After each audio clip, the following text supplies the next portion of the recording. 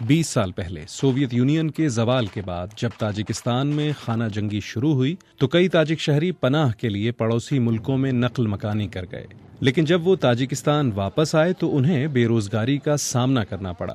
اب تاجکستان کے جنوب میں واقع توس نامی گاؤں کی بیشتر آبادی خواتین پر مشتمل ہے۔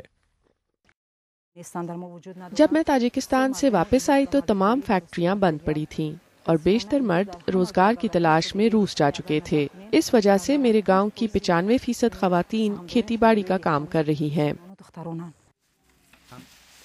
20 سال قبل بیوہ ہو جانے والی نظری بی بی گزر اوقات کے لیے ریشم کے کیڑے پال کر ان سے حاصل ہونے والی ریشم فروخت کرتی ہیں اور اپنے خاندان کی واحد کفیل ہیں۔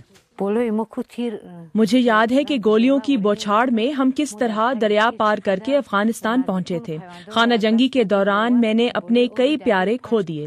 ہم پر زمین اور فضا دونوں اطراف سے حملے ہو رہے تھے۔ سرحد پار کرنے کی کوشش میں کئی افراد مارے گئے تھے۔ میں خوش نصیب ہوں کہ میری جان بچ گئی۔ 60,000 سے زیادہ تاجک افراد نے شمالی افغانستان میں سن 1992 میں پناہ لی تھی، اور تاجکستان میں رہ جانے والے اکثر مرد اپنی جان گنوا بیٹھے تھے۔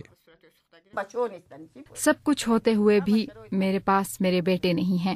میرا دل ٹوٹ چکا ہے۔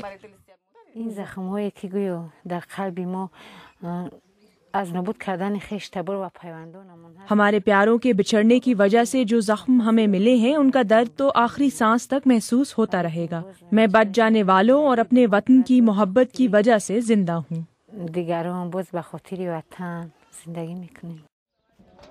کچھ لوگوں کا خیال ہے کہ تاجکستان میں روزگار کے مواقع بڑھا کر ہی وہاں مردوں کو واپس لایا جا سکتا ہے۔